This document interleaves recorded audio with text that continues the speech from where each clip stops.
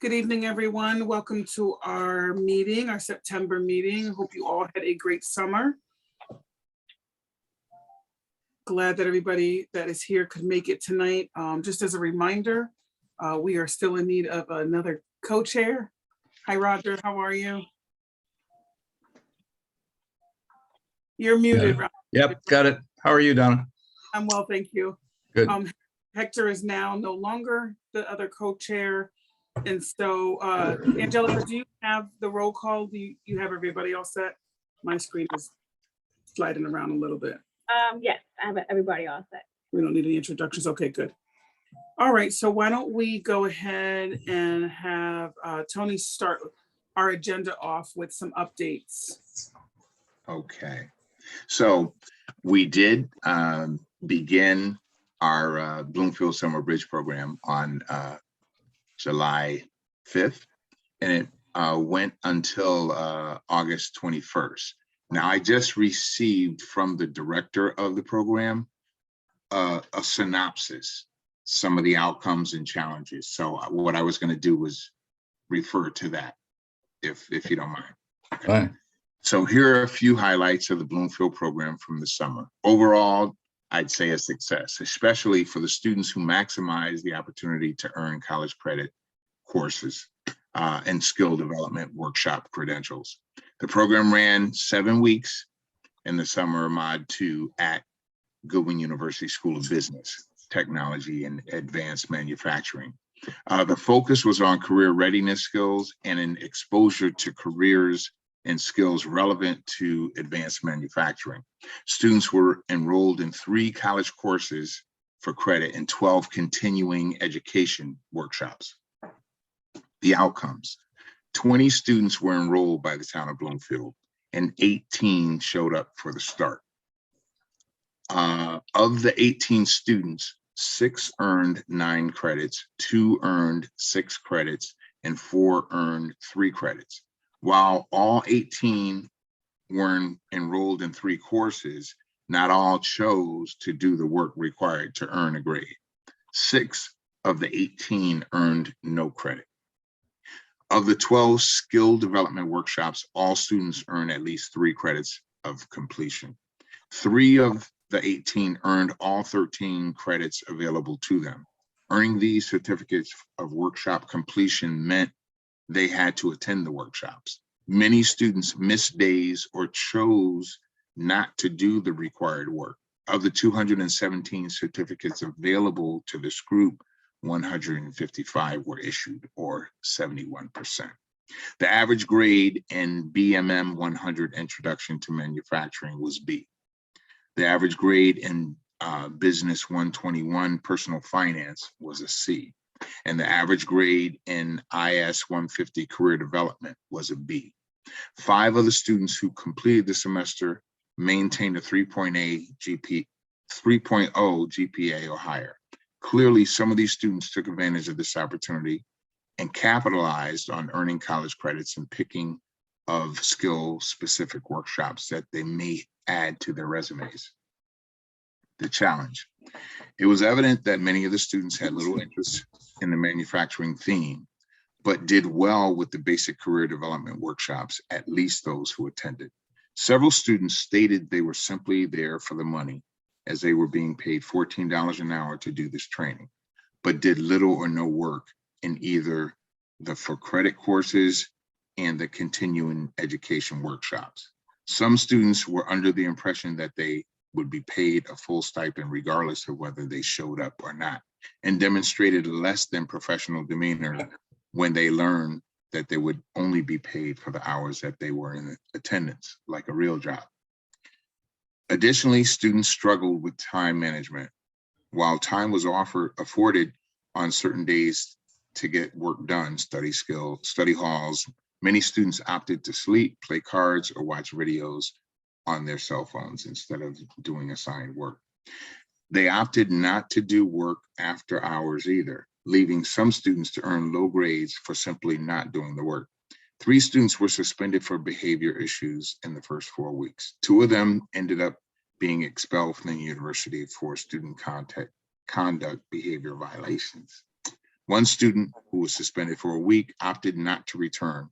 Students who did not have good study habits in high school or who had serious cell phone addictions can't put the phone down for more than 5 minutes, struggle with the pace of the work, or lacked the discipline to do university level work.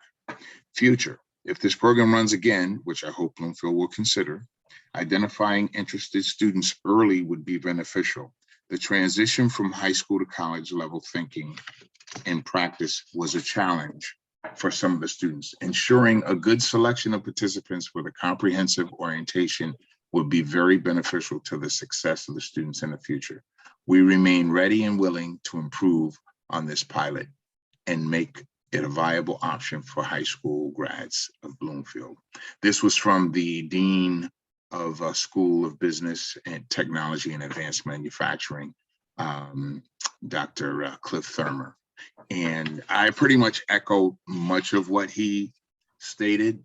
We did have some very good students, and then we had some students that had some behavioral issues that they weren't really there to take advantage of the program. So we do anticipate, since they are encouraged to do it again, we will seek further funding from Hartford Foundation for Public Giving and some other locations.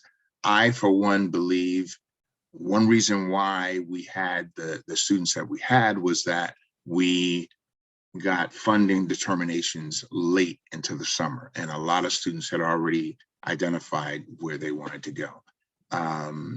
So while I'm disappointed to some extent with the bottom line, like everyone didn't earn credit, I am thankful and excited about those that did, because we had really some very good students in that program. So I don't want to take any more of your time. If there's any questions or anything of that sort, certainly I'm open to field them. So this is Roger. Did you have any opportunity, because of the late start in identifying students, did you have any opportunity to check their high school records, which would give you an indication of how well prepared they were to go forward? No, Bloomfield Public Schools does not provide that information, to outsiders. I mean, we had one student that certainly admitted to having an IEP, and because we were wondering how to serve this particular student. We did make contact with his mom because the school was not giving up that information. The mom sent the IEP over, and it basically stated that he had a monitor with him 24/7 while he was in school. Okay. And the college was not prepared for such an individual, Right. because, so he did, to his credit, he did start and finish the program. Nice. Lunchtime, they had to search for him. It's one of those kind of things. But nothing wrong with the young man, a nice young man, actually. But there were challenges, and the school wasn't in a position or prepared to, fully address them. Can you ask for letters of recommendations next time?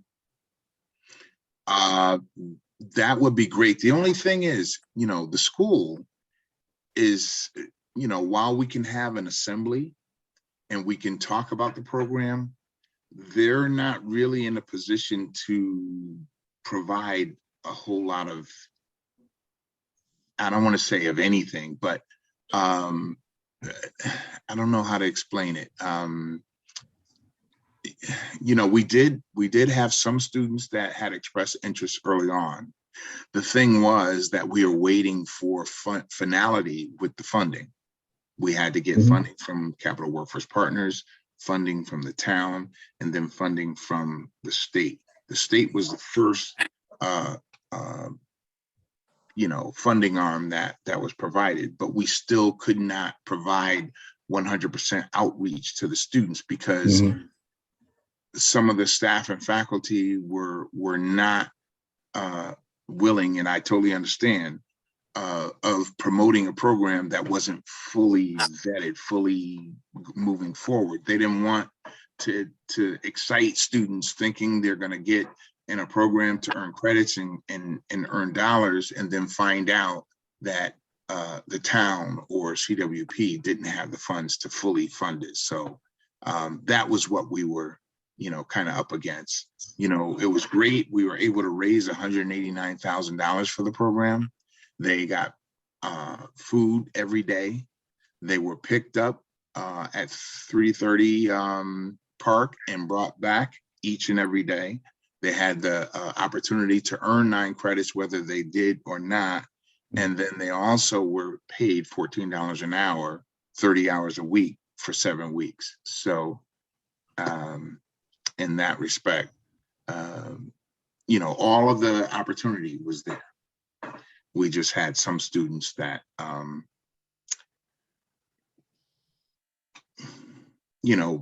weren't. No, I know, yeah.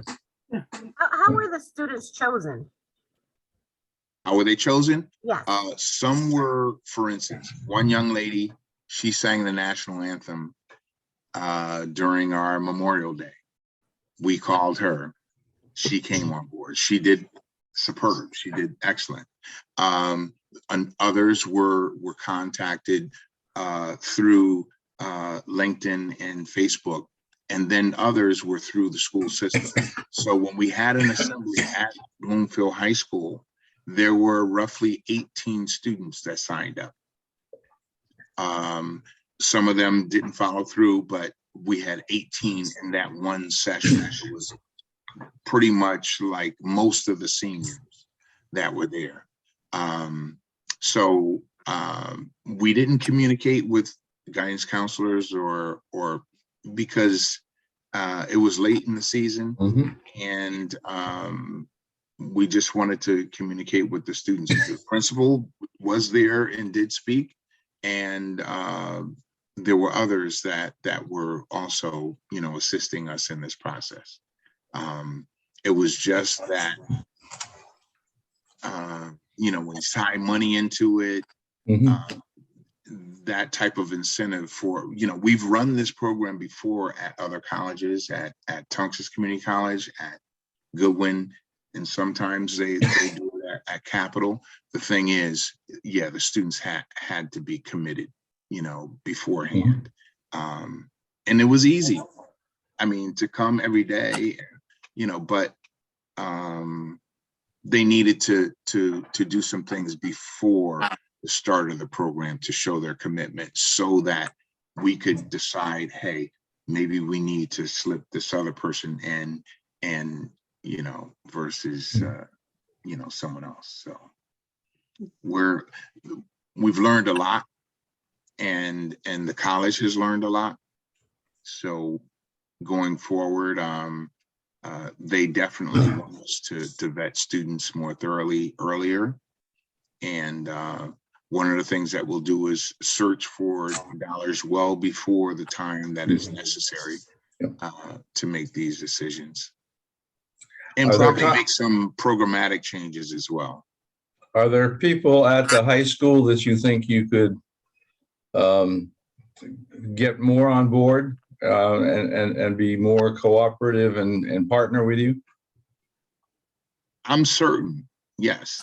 The problem here was we couldn't tell them that. No, I understand. I'm thinking of next year, not the past. Well, I think through the guidance office, through some of the other administrators, they're definitely on board with this. I think they probably would like to be more involved with some of the discussions. For instance, I talked to the owner of My People. Clinical service. Yes, we need him. Absolutely. I would love to have him engaged because he could address some of those issues that many of these instructors at the college could not. Since we're having all of these workshops, it would be great to have things like that, being offered. In addition to the academic piece. Thank you. You're welcome. Patterson, I heard, now you may have been on another line, but I don't know if you had any thoughts or concerns or questions about the program.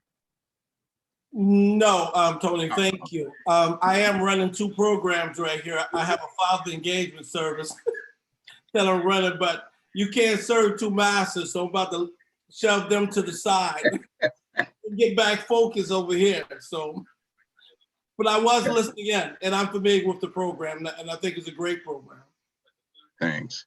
And I just like to say, Officer Thomas, if we run this program again, I'd certainly love to have our Bloomfield, Police Department engaged in some form or fashion, maybe to provide a workshop in some way, but tying in the department, and because I know you probably know quite a number of these students, working in town, and I just think it would just facilitate good relationships.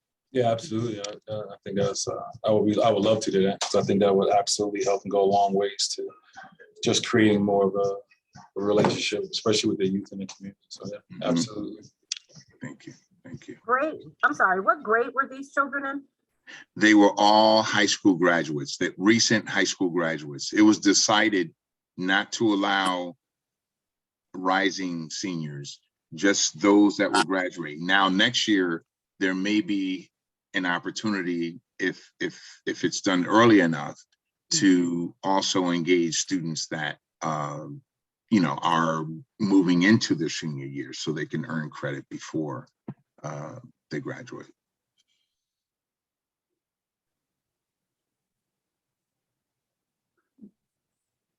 Well, I think even with all of the bumps, it sounds like there were folks that were successful. And I think even exposure to those that maybe didn't do as well as others, I think that exposure was still important, right? It showed them the importance and the value of when you make a commitment, following through with that commitment, and there's a consequence when you don't, right?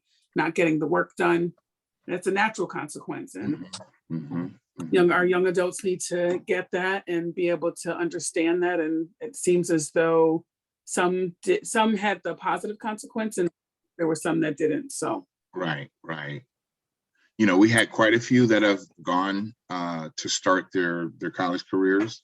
A couple at AIC, a couple in Georgia, forget the names of the schools, Manchester Community College.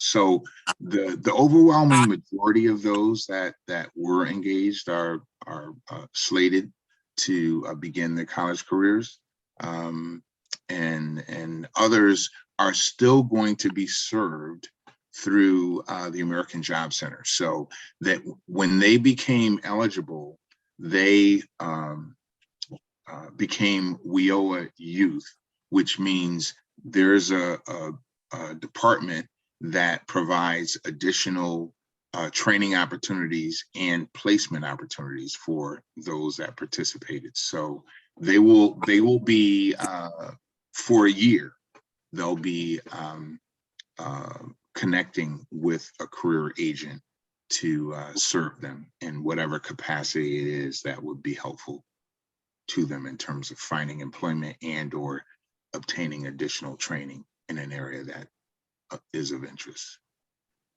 nice. That sounds really good. Thank you. Any additional questions for Tony? No? Okay, so it's about 6:22. He explained that he has to step off shortly, which is why we changed our order of the agenda to be able to accommodate his schedule and having to leave for another meeting at 6:30. So why don't we move? Thank you for joining us. Anything else you want to share? Because as we... Just that we are definitely going to be striving to bring in more partners to this mix. I think the workshop component was very good, and I just think that If we can get to the students and get them to commit earlier on, I think we could start some things before the actual classes begin. And we really want to see greater success. I think next year, in the past, my focus had been English and math. We kind of focus a bit on manufacturing, but I know in general, our students who are going to college are going to be better prepared to be successful if they are nurtured a bit in those English and math areas, because we tend to send students off and they may, they're taking credited courses, but they may not be at that level to be successful in the credited courses. Now, with the community colleges, they would be in remedial math or remedial English.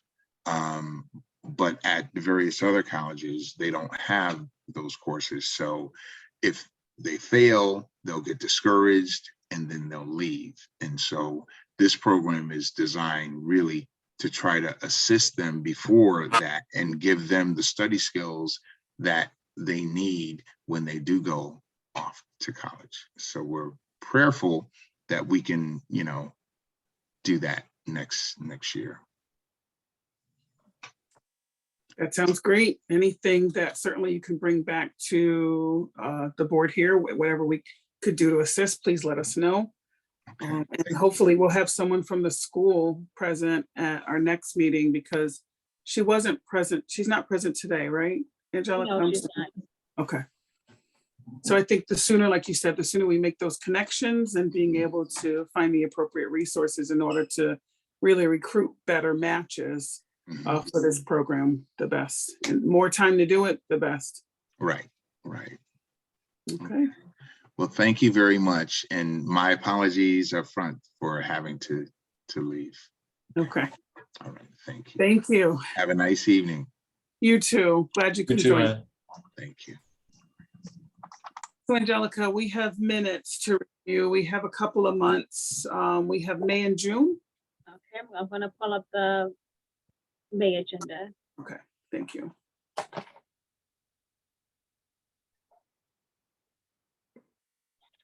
And I did email these out before the meeting, so you will have it to reference to go back to as well. Do we have minutes or these are the agendas? This is Let's- the, no, this is the minute. Nope. Hold on.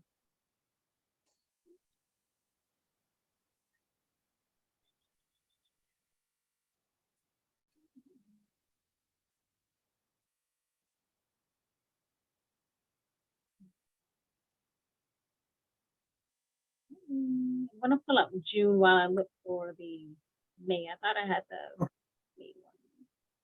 Thank you.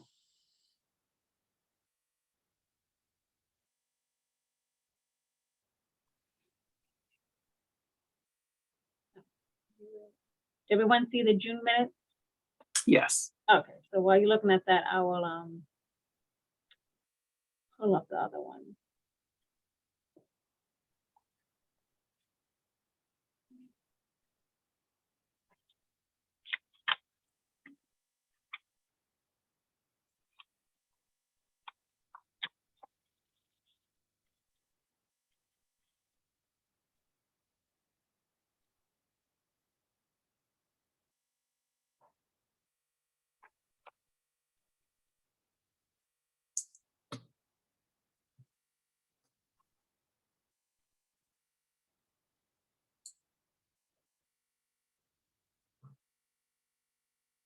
Is that the bottom of the June minutes, Angelica? No, okay, thank you.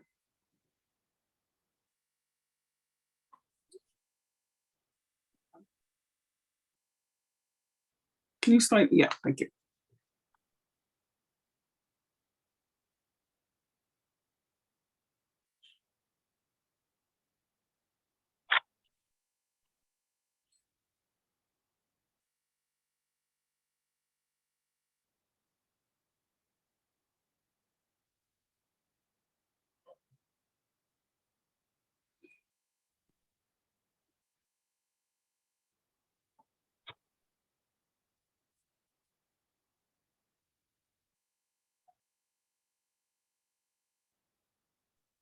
Is everybody all set with the review of the June minutes?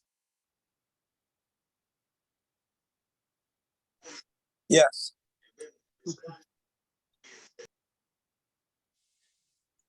I am. Okay. Thank you.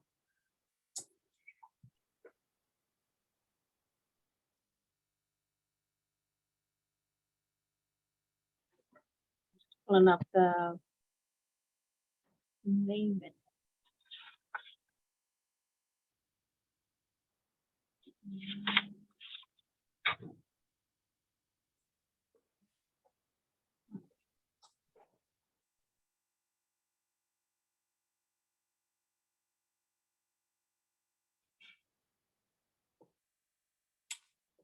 Is that's the agenda, right?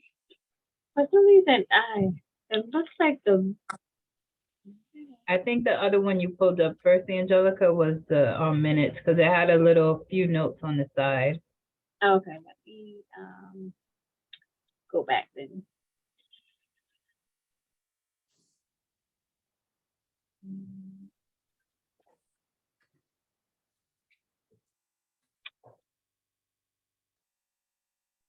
Okay.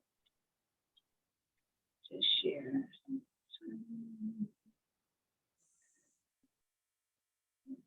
Okay. I think it's just not titled as minutes, because it has a meeting call to order. Yep. Yep, I see that now. Sorry. Oh, that's okay. I just think I didn't put the title in.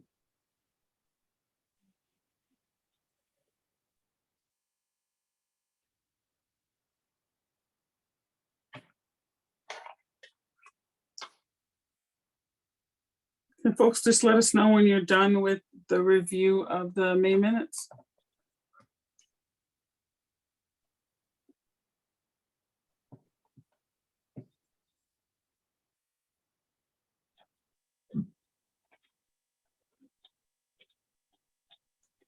I'm done.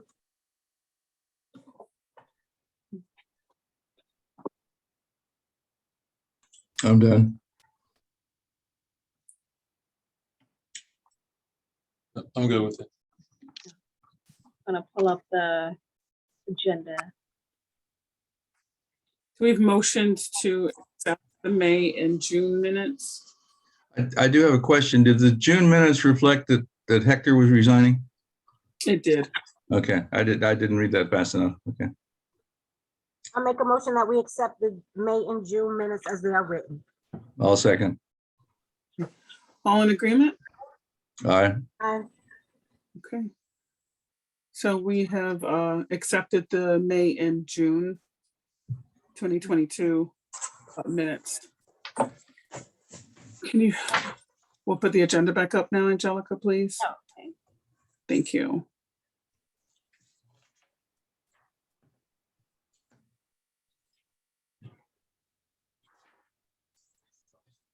Okay.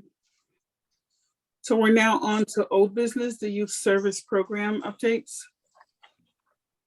Okay. So right now we are in the startup of our FAR programs. We are getting together our recruitment for our FAR programs. We anticipate starting our Sunbeams group that will be with our young female group. We also will start up our tribe group, which is our young men's group, to have staff do that group as well. We will also have our leadership group, Project 330. All of our groups anticipated to start within the third week of September to have youth enroll into the program. We also have our police and youth group that will be starting back up. Based on staffing, I'm trying to see if I can do our life skills group for this quarter as well, to have that group. That was a really successful group and a needed group to have involved as well. In addition, for the CAMS after school program with the 7th and 8th graders, I'm meeting with Kishima tomorrow to find out when that program is anticipated to start. So we already do have the funding. It's just finding out from the school what time they're going to launch it, because we partner with them. The school does an enrichment piece for 2 days, and then for the after school part, they do leisure services for 3 days out of the week, and then they come to our department for once a week, and we do partner with Fun Fridays to do activities for the 7th and 8th grade. So once I finalize with the school the launch of that one, we'll be able to start that one. I'm anticipating that one probably will start in October. I was speaking with Kishima, the case, the 5th and 6th graders, they're starting their after-school program in October. So I'm assuming the 7th and 8th graders are going to follow suit to have that program start. So that one, we have been doing it on Wednesdays in the past. I'm hoping that we can keep that same schedule for Wednesdays. That will allow us to work around our other programs we have for the evening time. Typically, the CAMS group meet right after school from 3 to 4:45, and they get back on the bus. So that will align perfectly with our other groups that typically start between 5 and 5:30 and 6 for our other after-school programs as well. We also do have our RISE program that we have continued throughout the year for our programs for programming. In terms of summer youth employment, before I move on to that, anybody have any questions about those groups for the fall? I kind of jumped ahead the bullet there. Does anyone have any questions about any fall programs that we have coming up? And based on staffing, we're trying to see for our young girls group if we're able to do the elementary age group in addition to our older group as well. So we're trying to figure out based on staffing which one we're going to hold for the fall program. For summer youth employment, we had actually a pretty great summer for our group. We had 21 youth that was enrolled into our program from 14 to 17-year-olds. We had eight of the 14 and 15-year-olds were in a job readiness program. So they met with us all from Monday through Thursday from 10 to 3, and we did job readiness skills with them, different workshops. This year, we try to do things a little bit different. We had a couple of speakers come in. We had a money series speaker with the Connecticut Money School. They came in, did a virtual workshop every Monday on different topics for an hour, and they had a volunteer staff that would come in person to assist with the virtual component. Actual youth led the group with a discussion online virtually for financial topics, including budgeting, money management, investing, savings, and a couple different topics they did for the 7 weeks. And then we also had a partnership with another agency for, oh gosh, I'm trying to blank on their name. It'll come back to me, but this lady, she came in to do professional networking with them. She taught them about how to do public speaking, how to do interviewing skills. They got individual interviewing skills as peer-to-peer, and she also gave them feedback individually to help them develop those interviewing skills. That's one of the crucial components when you're seeking for job employment. So that was a new component we added in this year. That was a good success for the program as well. She came in for 2 or 3 workshops, and we also had a presenter, Vera Smith. She came in to do some job readiness skills. She did about 3 workshops with the students as well, focusing on with them as well in terms of public speaking, interviewing, professional branding, creating that professional brand for yourself. So they kind of learned those skills of their skill sets, what they're good at, how to sell themselves to others when they're presenting themselves for employment. And she also helped with our college readiness piece. So she taught them skills in terms of what to look for if you're looking for a university, in terms of how to research the schools, looking at the price of tuition, what type of college experience you wanted to have. This is an urban, this is city life. And she actually put together some activities for them to do when we did our college tours. They did a scavenger hunt to find out different resources that were available for the universities. So that workshop helped to prep them for our college tour. This year, we did a mini college tour. We did the University of Connecticut. We did Southern Connecticut State University and Eastern Connecticut State University. We also partnered for those college tour trips with the Leisure Services Counselors and Training Group. They had about 3 to 4 students for a session that joined this group to do our college tours. So it was a good mix to get these students exposed to what it looks like for a university, what to experience. And out of the feedback, the students liked the facility at UConn. They liked the food at UConn. That was one of the campuses they got to eat at.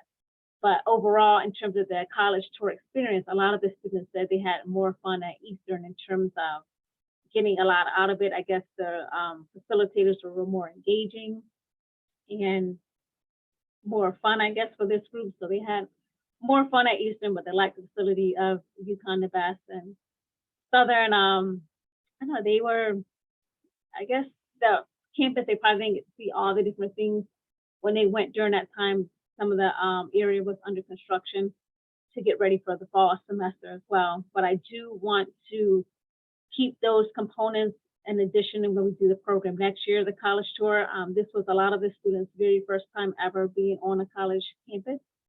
So to have that experience, I do want to also expand it to community colleges and some different trade schools, because I know not every student may go that track for a four-year university, so we can get them exposed to many different areas and set them up with that roadmap. They will be having some plan of action for them for what they want to do for career-wise.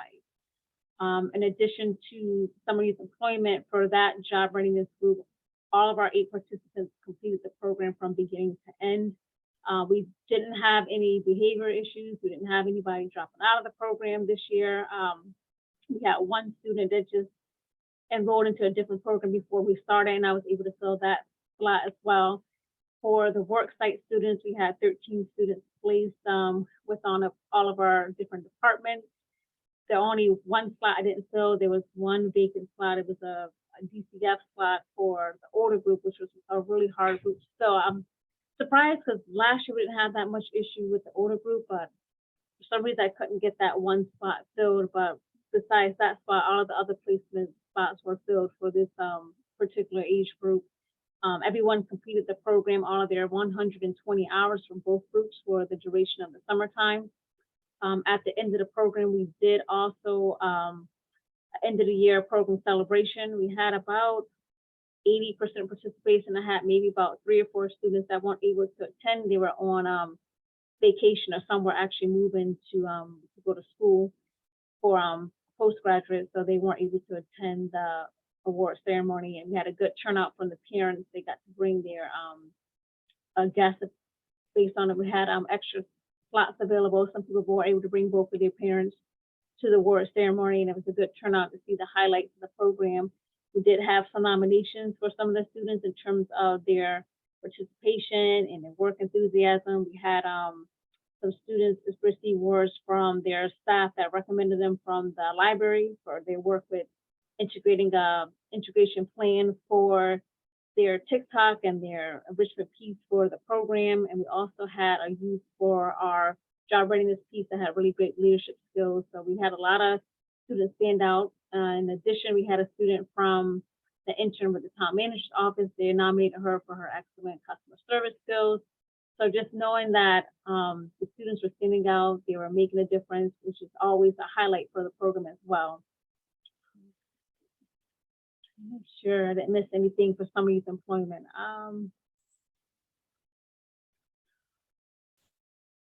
I think that pretty much covered everything for summer youth employment.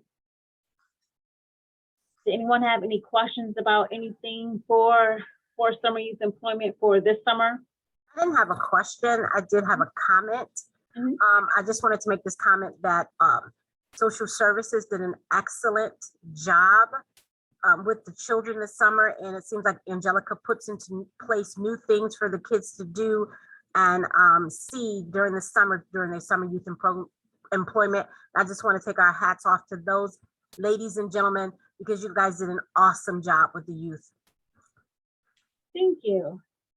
Like I just wanted to just piggyback on what Chandra said.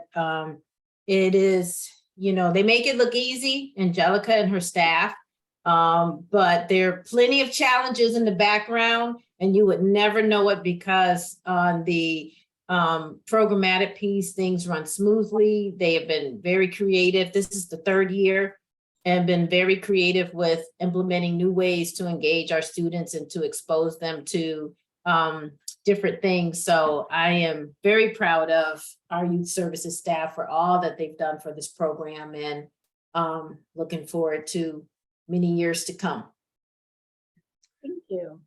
I found it interesting that your students in the various programs participated and did much better than the students that were recruited by Mr. Harrington. And I'm wondering if there's anything you could share with him or his group as far as identifying and recruiting students? It was because, I mean, your record is just, phenomenal. Yes, You know, oh, sorry, Angelica, I'll be quick. One of Yeah, the things, oh, go ahead. Oh, no, you go, you go. One of the things that that they do each year is an orientation for the parents and the students who participate. So the expectations are set from the very beginning. It's mandated and required, and you usually have 100% participation because there's a requirement to participate in the program.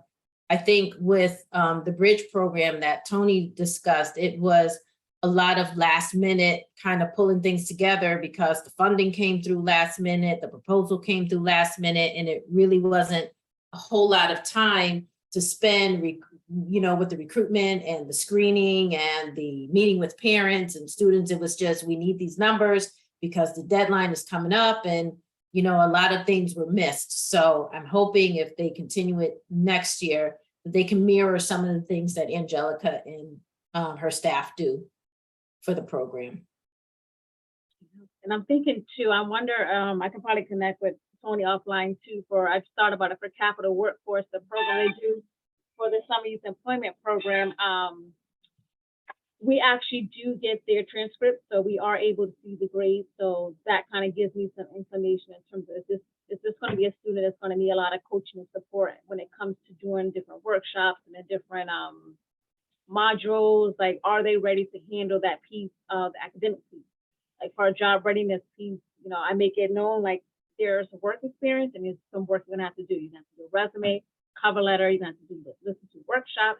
There's gonna be some fun stuff. So, having an expectation, I get to really lay a lot of that stuff out during the parent orientation, so they get a idea of this is what you're gonna be doing. It's not all work. You're gonna have to put in some academic piece as well for part of it, and also for students that have issues with the phones. It was sometimes that we would say, okay, here's the basket, everybody's phone goes into the basket. When we're done with this workshop, you get your phone back. So right now we need you listening. I always would tell the students, as I said in our banquet, you're getting paid to be here. So this is the expectation, you're working. If I'm on the phone, it's because it's work-related. But right now you're on the clock. This is the expectation. It's something that a lot of they do struggle with the cell phone, but it's just having those expectations. The university probably couldn't do what we do in terms of putting the phones in the basket, but that technique helped us with our job readiness because they're just like used to the phone. So they learned when the basket comes out, you put your phone in, we do our work, and then they get the phone back during the break time. And until they got into the habit of knowing, like, keep the phone in your pocket or your bag because we're working now, and then you have to schedule times where you can use of your cell phone. I'm trying to think of other things, but yeah, I feel like every year that we do this program, we do improve. And, I like to mention, thank you all for recognizing the work that myself and my team do. As Camilla did mention, a lot of stuff goes on the background. I'm the type of person just, I have a vision and nothing's going to stop the vision. I just plow through it and don't really kind of sit back in terms of all the things that we've done and look at the highlights. And thank you for everyone for recognizing and acknowledging that for the work for myself and my team as well for keeping the summer program running smoothly and successfully. I have another question for Mr. Harrington's group. I know that with your group, with the Capital Workforce, there's an application process. I'm not sure about his group if there's an application process, because I did hear him during the Memorial Day parade saying, hey, I'm going to have this bridge program. Let me get your information. I'm going to have, and there's nothing wrong with word of mouth, but you can weed out people through an application process or weed in people through an application process. So I'm not sure if they have that. So that might be something that when you're discussing things with him, an application process may be warranted for his group to get more involved.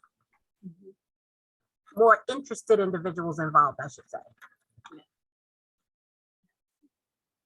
Yeah, so maybe I can find out if he can get connected with whoever does the Summer Youth Employment. Maybe they can share which application software program they use, and maybe they can mirror that type of system when they can recruit, and maybe they can have some screening questions that says, if they're going to do the manufacturing route, to say, are you interested in manufacturing, yes or no? And then if it's a complete no, then maybe they won't be able to finish the application, that's the target population, or however they want to do it, to have some type of screening questions to get a better sense of are these students interested. The worst part is to do a program and no one's interested in the topic at all, and they're just there for the dollar amount, and they're really not going to reap the benefits of what the program is anticipated for.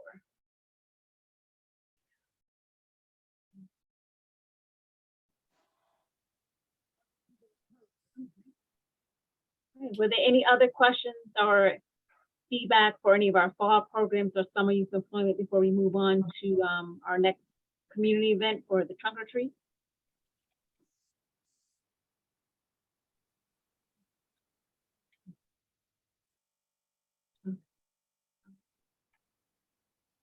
So Donna, do you want me to just move into the trunk or treat piece? Yes, please, Angelica.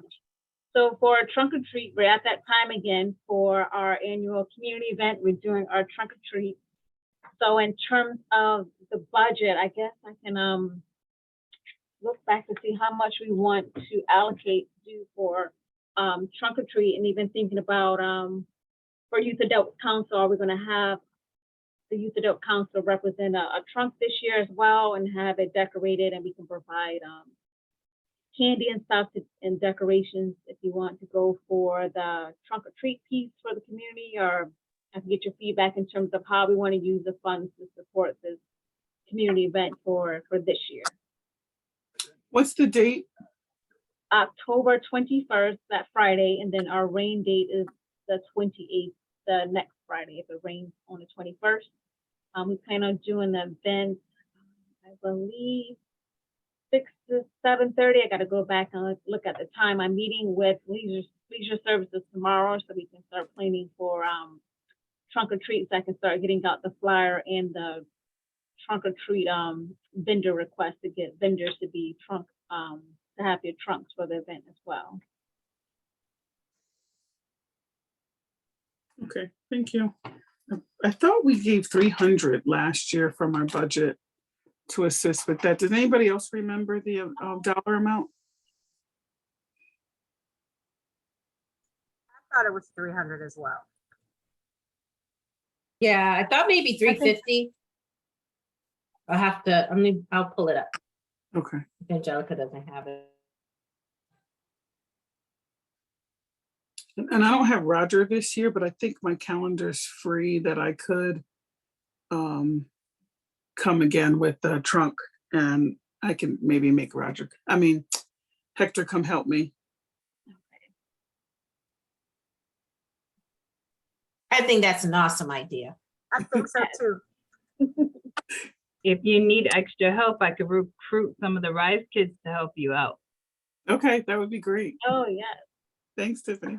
We were just saying we need the kids to do some community service, and we were just mentioning what we can have them do at the trunk or treat. Okay. Cleanup is a good one they could do at the trunk or treat. Because people seem to dash away all when it's time to clean up, and you're left with a select few that's cleaning up always. Oh, gosh. That is true. Make them a list of things to bring back and put away. I'm trying to find it in our adult.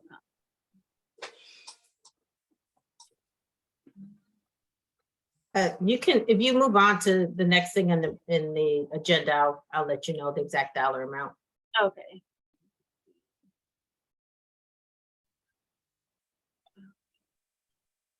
So in terms of our next thing is our youth services staffing updates. So today was an exciting day. It's our official start day for our full-timer youth and family engagement specialist, Lucina.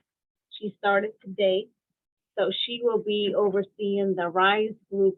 She'll be the main contact person for the RISE group, and we'll have her involved in some youth services programs as well. So we're just getting her enrolled into that piece as well. So we have additional full-timer. And then with that, I'm also losing a part-timer. One of our youth and family workers last day will be 16th of this month. So we're back to posting again. So we're in this constant circle. We thought we were 100% ready to roll. And then I'm like, got the 2 weeks notice for a part-timer. So now we'll be posting for that position to fill for youth and family worker. But for now, we have full-timer on board, and then we have 3 youth and family workers that we have available for programming. So we're working with the staff that we have, and we're being realistic in terms of what types of programs we're able to run with the staffing that we have in hand. But I say this is still a good start as a new beginning. So we're gonna just keep the ball rolling. We got some full-time, which looks a little bit different than part-time. So we're looking for a little bit more stability with this RISE group to have a consistent point person and also another consistent point person as well for youth services. And then we just continue plugging along to recruit for the part-time positions to keep that going so we can be all the way fully staffed and can do what we do best here for youth services. So that's what I have for updates. Let's see if I'm missing anything for, let's see. And I would say I do, I'm really thankful that we are able to have this full-timer, because that's not something that's known a lot for a lot of youth services departments. So, you know, I'm grateful that we have another full-time staff to help meet the vision of the departments and the goals of what we're trying to do back here.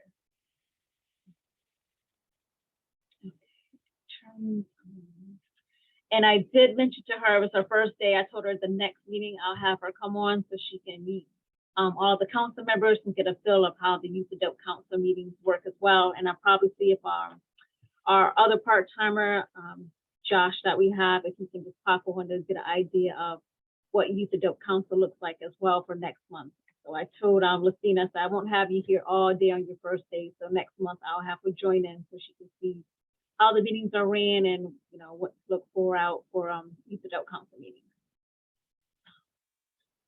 Then we have our Youth Adult member recruitment. So we are, as everyone is aware, Hector is not with us as a co-chair. So we are in need of having another co-chair to be recruited.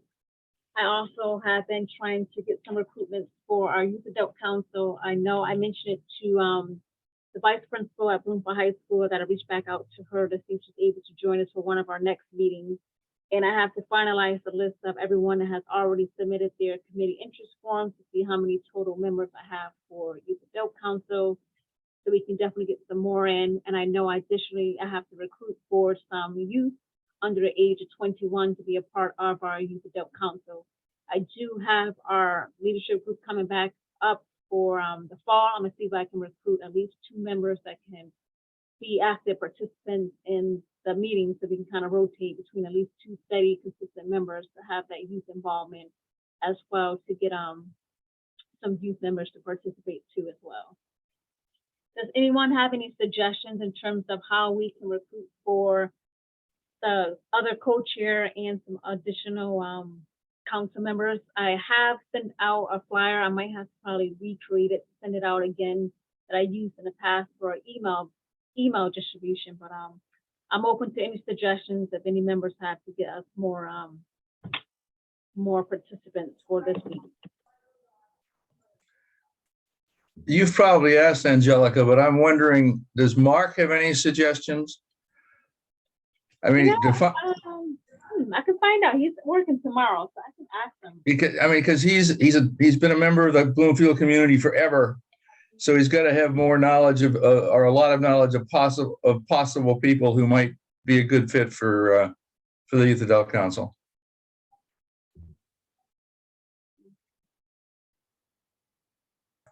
And I don't know who else lives in town. I mean, I know Mark's been here for a long time because he went to high school here, but I don't know if there's anybody else on staff who also has been a member of the community for a while.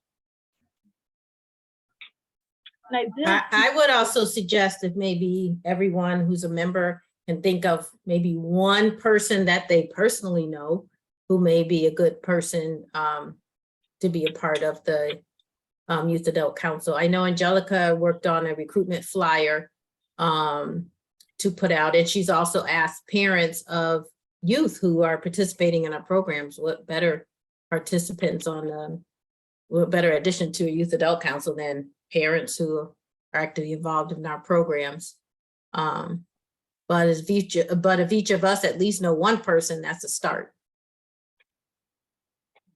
And it was $300 for a trunk or treat. My computer's moving really slow here at home, but.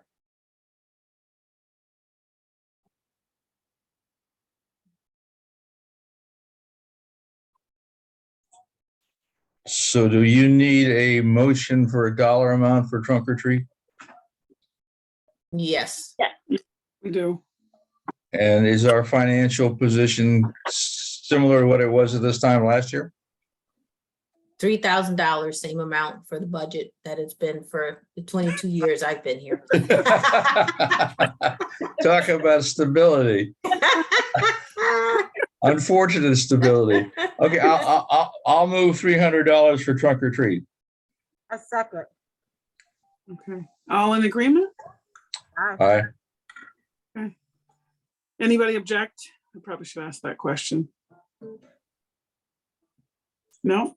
Okay, so that motion has passed. We are agreed to again provide $300 to the trunk or treat event.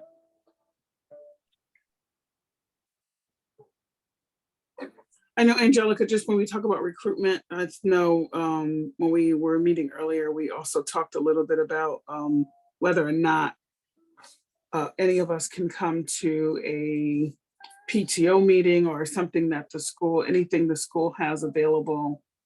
Not that I got a bunch of free time, but if this is a piece that could assist us, or if if there's a group that's coming forward with parents, I'm not sure if it's a workshop or whatever, just, let us know. I'm sure there's some of us on the council that would be willing to present, be available for questions and answers. Just, we really have to get the recruitment back up and running. I know it's harder too with the pandemic has sort of worn on folks in virtual meetings or people just not wanting to, but I'm certain that there's some parents out there or community members that would be willing to come and join us and assist us. So let us know whatever additional supports you need to help you.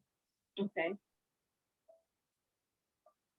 I'm actually going to reach out to the vice principal at the high school. She wants to get connected to kind of get started on some partnerships. So I will remind her to give me the list for the PTO meetings that's coming up. If they have one that's in advance, I can send it out to say, if some council members may be available, and let them know, like, hey, I have someone available for October, to kind of let us know the information in terms of logging in and time and the schedule. Okay. If there's a PTO, whenever there is a PTO meeting here at Laurel Elementary, I'd be more than willing to go to the meeting and discuss what we do here. If there is a elevator speech, let me know what it is, and I'll be more than happy to recite it. When are the do you mind sharing that information on when the PTO meetings are with you, Shandy? Say it again. Do you mind sharing the PTO meetings when they become available? Okay. Okay. Perfect.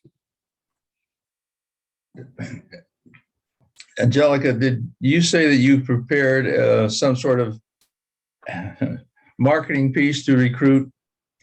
Do we have those? Let me see. It might be helpful. I can email out the flyer that I created. Let me see if I can pull it up while I have everyone on.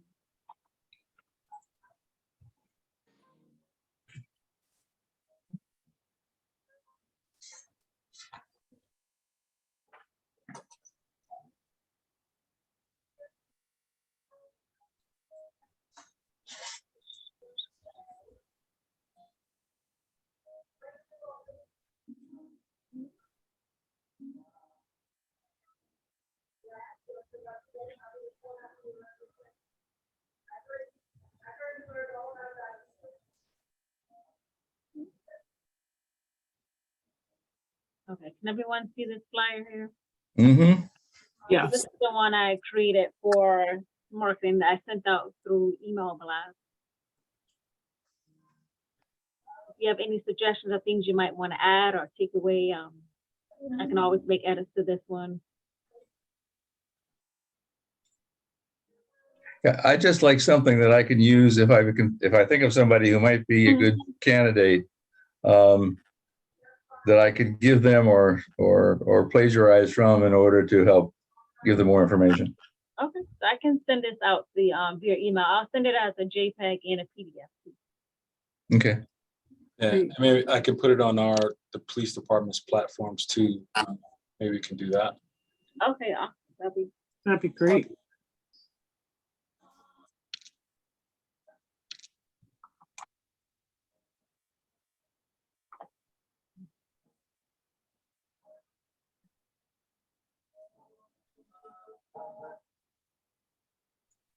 Doesn't the town have a Facebook page?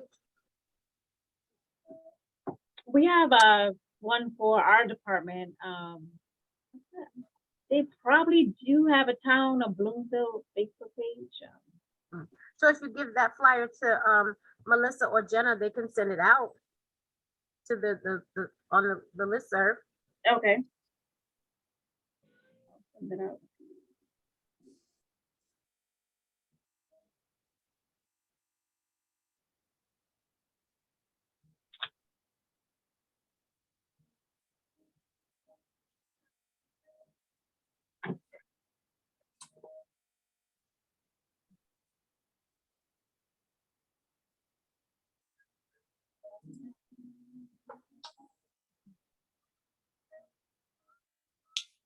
Are we at the new business section now, Linda? Yeah, that's a new business.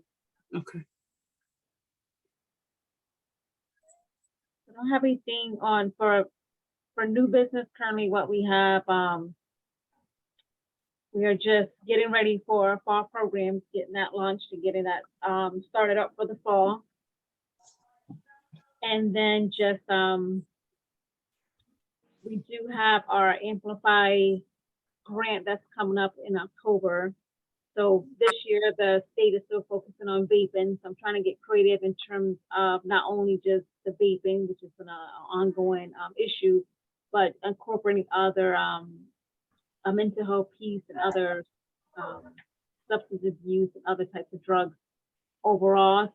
So that way we can have a variety of things to focus on, since vaping is just, it's hard to engage the schools because it's been a topic that they're kind of like, they feel like they're over it because they got so many other issues, other different drugs that students are using. So I'm trying to find a greater use of ways to use the funds. So I'm thinking we'll use some of the funding towards some information on vaping and also doing some other things as well, like a mental health piece, to kind of have a package that we can kind of sell to the school to say, this is what we're doing for drug prevention, to get that buy-in to do either assemblies or workshops or parent series and youth series as well, to have more information to go out and to get creative with how we're delivering information to the community as well.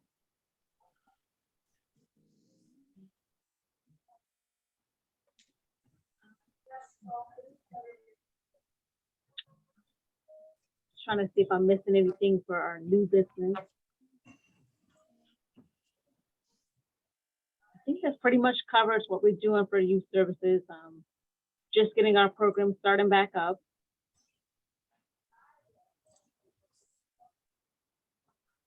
Can I raise another issue then? Yes. Yes.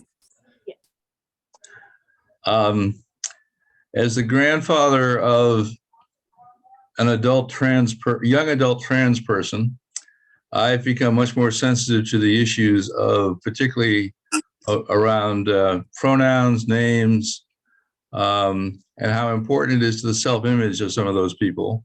And I'm just wondering, and I also, as I noted to some of you, there was an article in the Current back at the middle of August about Hartford Public Schools coming up with a policy on trans and non-conforming gender students.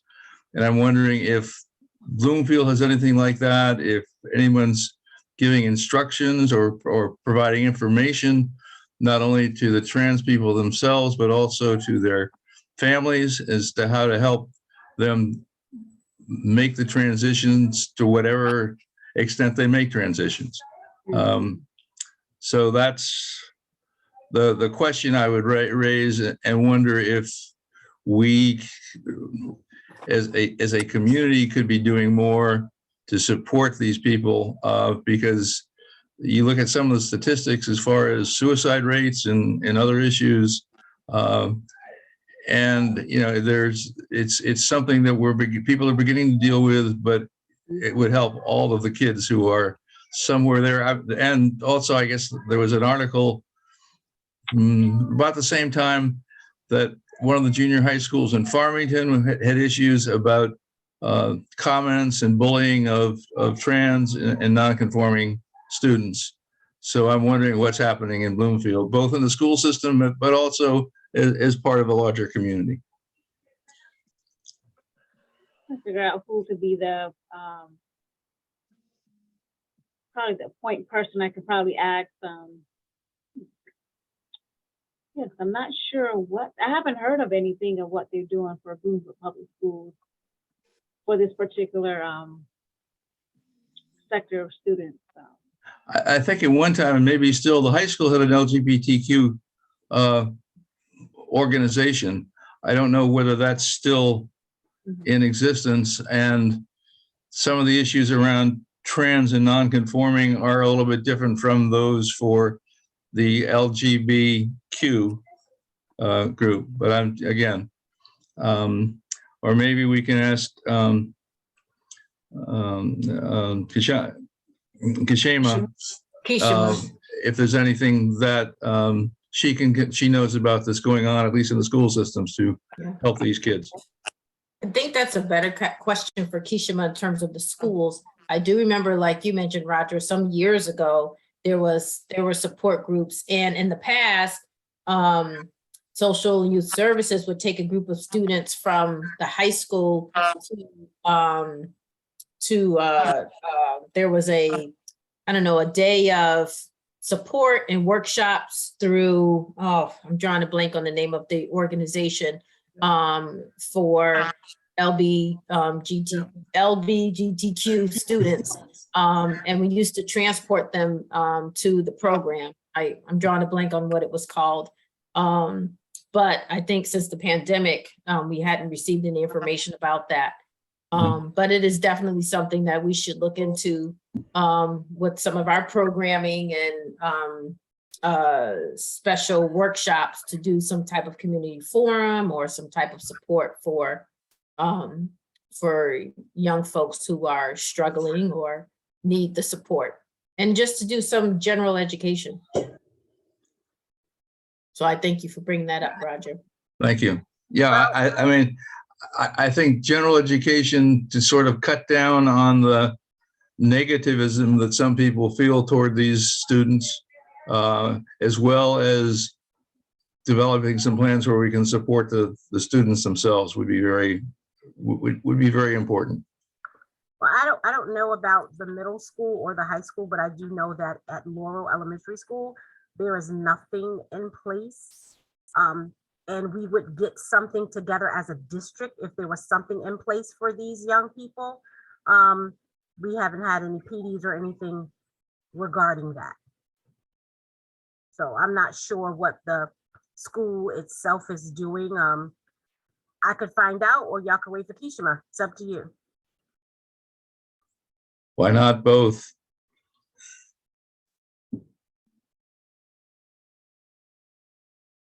I have no problem, but y'all keep forgetting I do work in the public school system. Y'all keep forgetting that. And any public school thing, y'all say, oh, we'll wait for Kishima. We'll wait for Kishima. Nothing against Kishima. I think she's a really nice lady, but I work in the public school just like I work at Leisure Services. But on this call, I represent the public school. We will remember that. Thank you, girl. And I can't, Camille, I can't think of the name of I should, because the program that happened every year, there was a conference that went on, and I'm blanking on everything, probably because my brain is tired. I was trying to look it up really quick to see if I could find it. But I do think, Roger, you bring up a really good point that we as a community have some work that we have to do in that area. And it's not only just the school's responsibility. So it might be something that our council should think about, are there dollars that we have that we can go towards a workshop or some assistance through this related to that. So we should think about that. Maybe we can we could put on the agenda for next meeting, Angelica, and maybe do some brainstorming around, and maybe we'll then have some information from both Shonda and Chris. Yeah, I would think that DCF must have a number of these students, these kids in their care. I don't know how well identified they may be, but I mean, I would think that would be an issue that you guys would be getting some worthwhile information on. Yep, we do. And we have information, and there are workshops, and we've got a plan in place for those youth. So I think that'd be a great idea. Thank you. So I have on here for next meeting, do some brainstorming on either some workshops for this population or what type of resources that we can provide. What I'm thinking about, before I forget too, Shandy, for Laurel School, do you know if they plan on doing a Halloween event for the school? Because I'm trying to find ways that we can partner with elementary and middle schools that we can possibly collaborate for our trunk or treat event. Have they started talking about, I know school just started, but do they have anything in place or in mind to do for a Halloween event? I just want to make sure we're not either doing the same day or if we can just partner with it, collab with us as well. Not as of yet, but I will find it out from the principal, since we don't have a PTO president right now, but I'll find it out from the principal to see what direction she wants to go in, and kind of lean her toward collaborating with us. I always say Bloomfield we're not a huge town, and we always service the same population of kids, especially for like a trunk or treat event, which is geared towards the younger kids. You know, if they're open to having a collaborative community event, you know, we can put everybody's names on the flyer and we'll just collab the plan of how to make the trunk or treat a great success for the whole community too. Okay, because I know normally Laurel and Metacom has their own trunk or treats normally, but it would be nice if we did one big one together. But I will talk with Miss Dwyer here and see what she says. Yep, so I'm hoping either way, like if they still want to do their own one, if they want to be a vendor, either way, you know, I'm here for the community, so. Perfect. Camilla, were you referring to the True Colors Conference? It just popped into my head. I'm sorry, you repeat that? The True Colors Conference? Yes, that's it. That's it. All right, my brain is not as bad as I thought. It was a slow light bulb, but it was a light bulb. It's better than mine.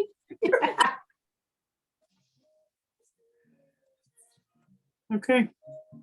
Any other new business or any announcements that folks have?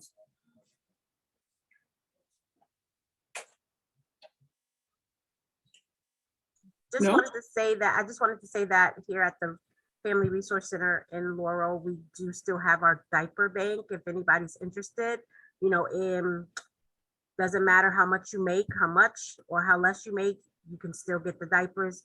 Sometimes we do get formula.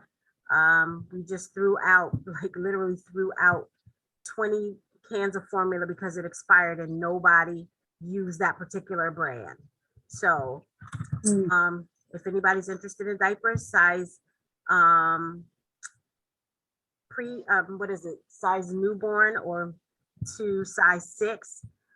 Then we have the pull-ups, and then we have adult ones as well, if anybody's interested in those.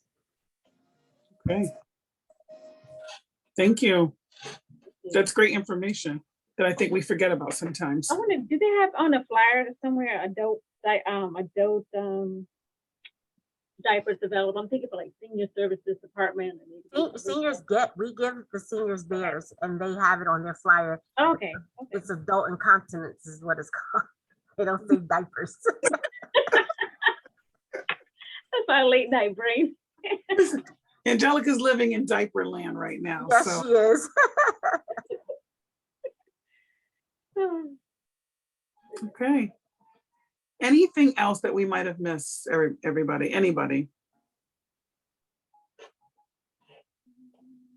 Nope. All right. Well, thank you all for joining us tonight. We have our homework, right? So our homework as members is really to look at each of us and our responsibility on recruitment and looking to see that we take some time between now and the next meeting to talk to at least a couple of folks that might be interested, or even if they're not completely committed and want to just sit through a meeting, let's remind folks that they have the opportunity to do that as well. They can come and sit and hear, or they can connect with any of us on the council. But that's our homework from this meeting to the next meeting, to really do some recruitment so that we can have more active involvement from our community to help improve our community. All right. Thank you, everybody. Have a great night. We'll see you next month. All right, thank you. Have a good night. Thank you. Have Thanks, a good Donna. night, everyone. Bye. Thanks, everybody.